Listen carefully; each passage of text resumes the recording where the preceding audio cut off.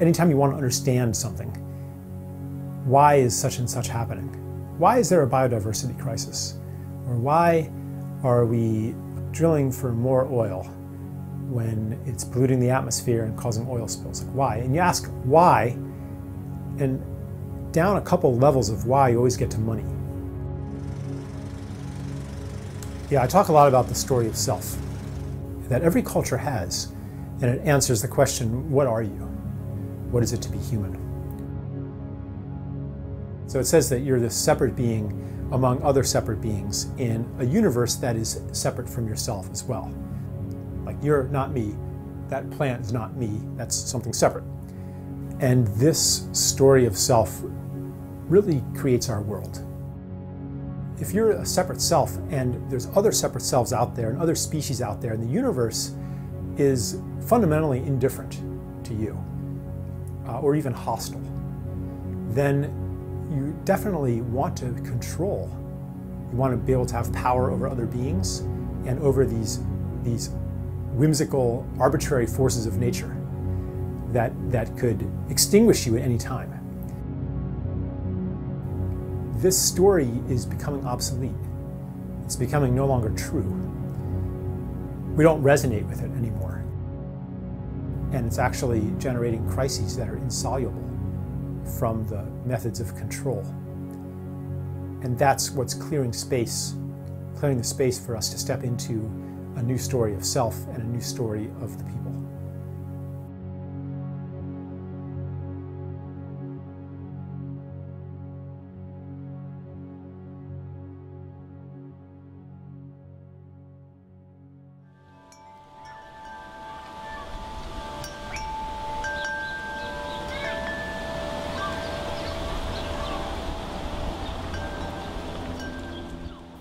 Well, money's an agreement.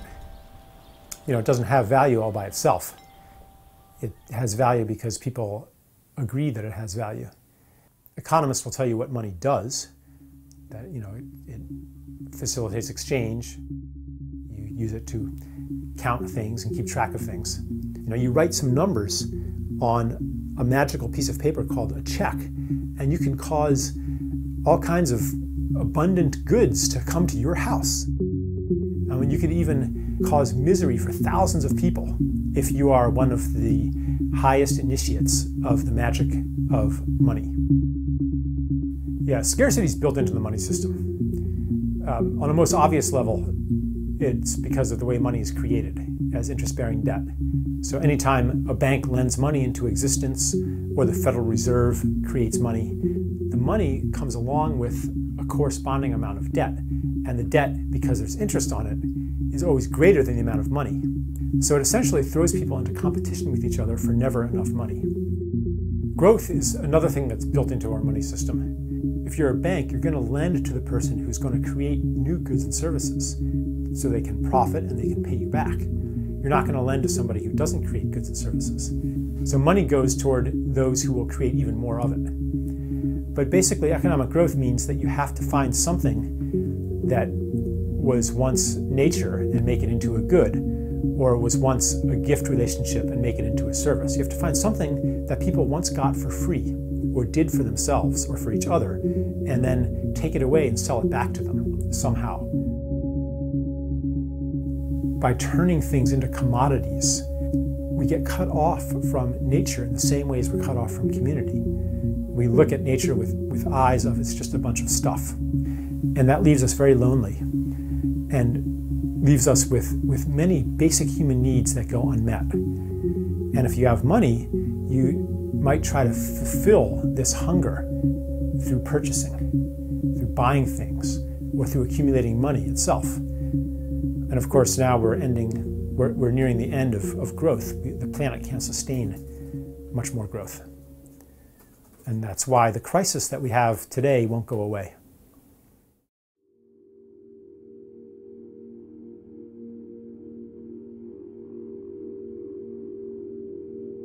One of the things I talk about is the sense of wrongness that I had as a child. Like, I think most kids have some sense of it, that it's not supposed to be this way. You know, just for example, that you're not supposed to actually hate Monday and be happy when you don't have to go to school. Like, School should be something that you love. Life should be something that you love. We didn't earn any of the things that really keep us alive or that make life good. We didn't earn air. We didn't earn being born. We didn't earn our conception. We didn't earn being able to breathe. We didn't earn having a planet that can provide food. We didn't earn the sun.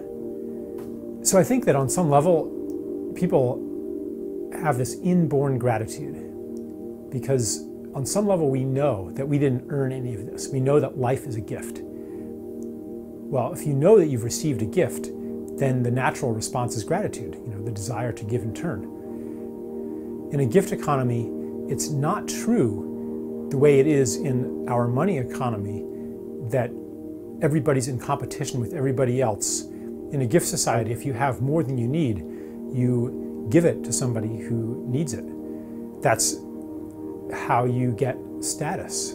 And that's even where security comes from. Because if you build up all that gratitude, then people are going to take care of you too. And if there are no gifts, then there's no community. And we can see as societies become more monetized, that community has disappeared.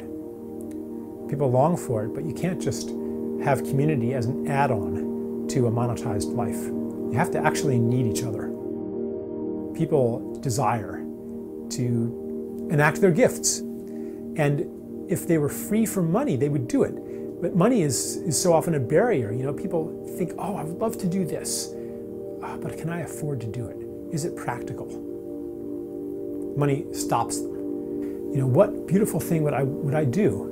What am I called to do? Would it be to set up big gardens for homeless people to take care of and reconnect them to nature? Would it be to clean up a toxic waste site? Like, what would you do? What beautiful thing would you do? And why isn't it practical to do these things? Why isn't there money in those things?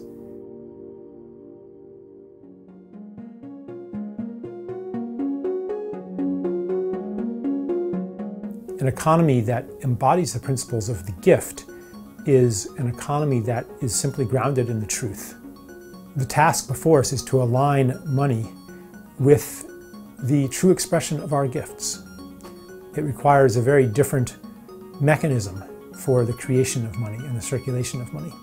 They include things like negative interest, which reverses the effects of usury.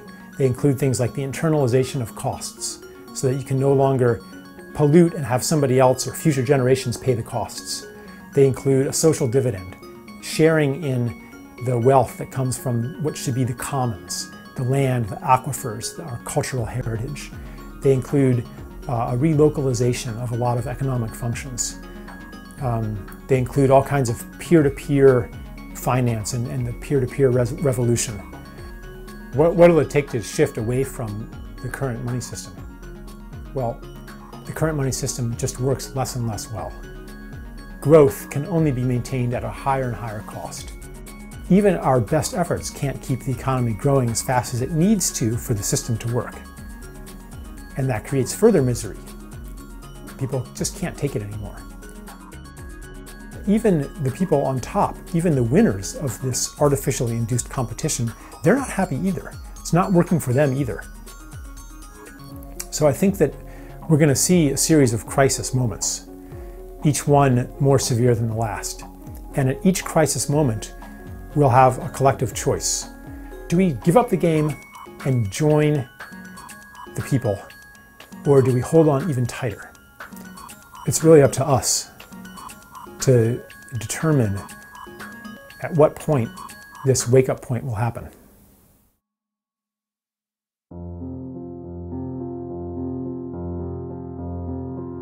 Was this all a big mistake? That's a good question, and it's sort of, it sure seems like it was sometimes. When you look around at just the horrors that have taken place on this earth and that are ongoing right now, and some people think, I just don't want any part of this. Civilization was a huge mistake.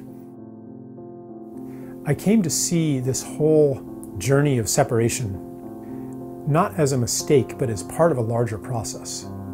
It started, I think, with the environmental movement in the 1960s. That was its first awakening into mass consciousness. And the astronauts went up and experienced the pinnacle of separation.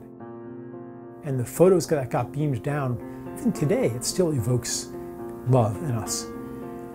So we're falling in love with Earth. That's one part of our transition into adulthood. The other part is the coming of age ordeal, when the old world falls apart and a new world is born. You know, a child plays. A child plays and develops his or her gifts, but doesn't apply them toward their true purpose yet. And that's what humanity's been doing. We've been messing around, playing with our gifts of technology and culture, and developing these gifts. Now we're coming into adulthood, and it's time to apply them to our true purpose. At the beginning, I think that'll be to simply heal the damage that's been done. And there's a lot of healing that needs to be done, and it's almost impossible, actually. You could say that really we're in the business of creating a miracle here on Earth. I'm saying it's something that is impossible from an old understanding of reality, but possible from a new one. And in fact, it's necessary. And in fact, anything less than that isn't even worth trying.